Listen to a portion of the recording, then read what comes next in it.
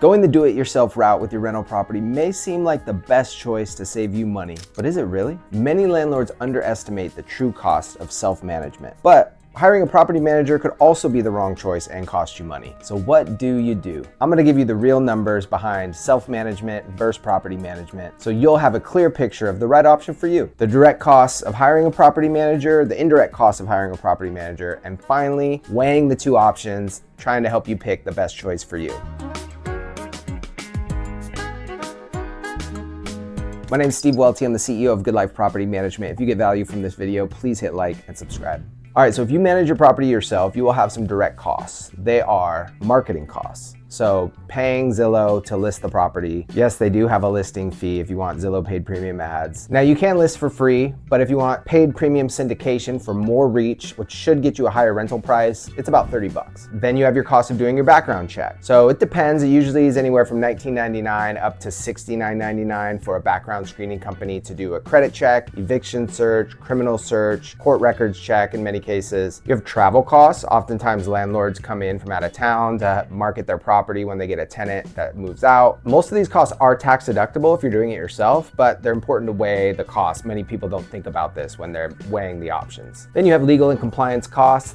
Things like getting an updated lease. There are local associations like the California Apartment Association, Southern California Rental Housing Association. For a relatively small membership fee, usually between $200 and $500 a year, you can get access to all these forms, and they're constantly needing to be updated by an attorney. So it's a lot more cost effective to just be a member of one of these associations and get your lease updated every year rather than pay an attorney, right? All right, so then there's the hidden costs of self-management. The biggest one is your time investment. So on average, budget for about 40 hours per year to effectively manage your rental property. The bulk of that is going to come during the leasing period when you're getting it ready for a new tenant. But then some years, nothing might come up. You just have to do maybe an annual inspection, a couple of maintenance issues might come up. And then one year it might be really bad. You might have a leak. Then it creates a much bigger time investment. So just on average, 40 hours a year. And a good exercise is to figure out what is your hourly rate. If you haven't done that at your job, or if you're not paid per hour, if you're on salary, a lot of times we forget, what is our actual hourly rate, or what do I aspire for it to be? That way you can make the proper comparison. Another big one with time investment is staying up on current laws. And in California, we really don't have the luxury of just tuning out. We have to stay educated on what's going on in our market and what's going on particularly with legal changes. So whether you're a subscriber to this YouTube channel or follow me on Instagram, or maybe you're part of a local association or you follow someone else, make sure you stay up to date. That's gonna be another 12 hours or so per year. Another hidden cost is just risk management. If you make a mistake, you could be caught up with a problem tenant, threatening legal issues or whatever, or you get an eviction, you approve the wrong tenant, or there's a major leak and you didn't inspect your property. And so these are just risks to be aware of and could add additional cost and time into managing yourself. Vacancy loss is another hidden factor. Either you price the property too high and it sits on the market, or too low, it rents too quickly, you leave money on the table, or you're just not able to get it turned around and rent it out as quickly as someone that was focused on that full time. And then the last hidden cost is just emotional stress. If this is going to disturb your life, owning the property may be not even right for you. Owning rental property is a rental business, and you got to be prepared for the risks associated with the business, the frustrations that can be associated with it. And so if you're managing it yourself, that could be a source of peace for you because you're in control, whereas handing it off to someone might actually give you more stress. So it really just depends on your unique personality. All right, so costs of hiring a property manager. You have your property management fee, generally between 6 and 8% depending on houses or multifamilies. So then you have leasing fees, which is the fee to cover the service of finding a new tenant, getting the property turned around, getting all the repairs done, allocating the tenant security deposit if there was one moving out. That's usually,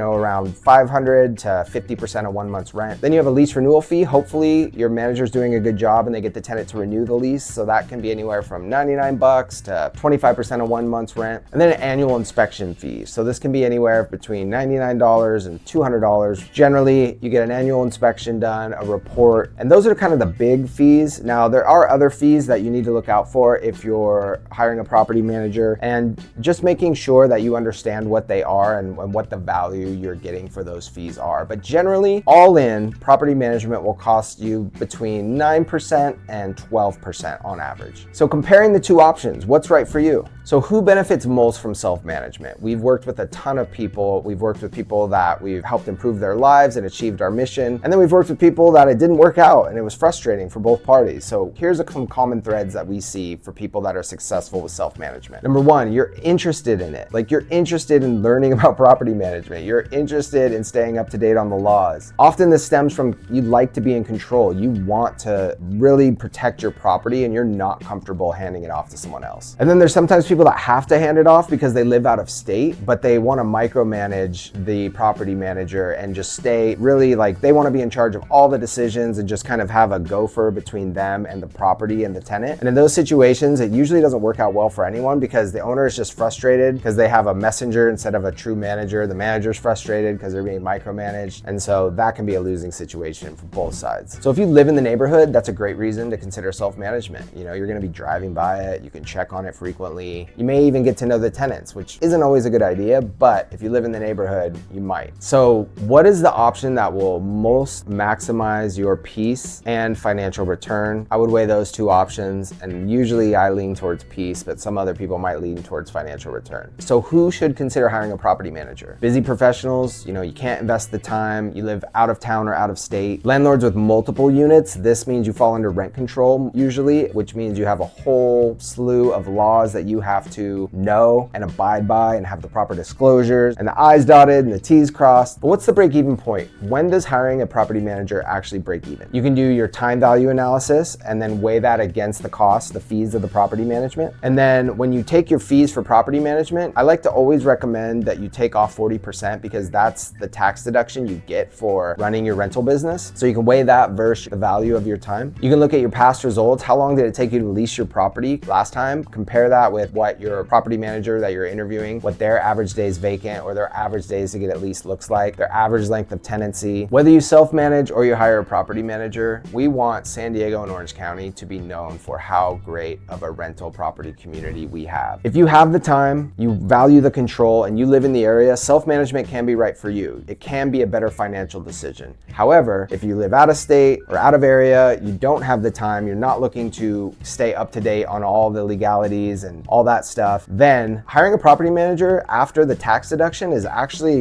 a very good financial decision, assuming it's the right manager and they do a good job, because your time is likely worth a lot more than what an after-tax cost of a property manager's fee is going to be. So just weigh your options, go in eyes wide open, and hopefully whatever you choose works out right and gives you the good life that you're looking for. So if you have any questions about whether self-management's right for you or property management, we're here to help. Drop a question in the comments below or reach out to us via our website. We're always here to help. If you're a first-time landlord, check out our video on property management tips for first-time homeowners, where we cover essential tips to help you manage your property successfully, get it off the ground with less headache, less worry, more money in your pocket.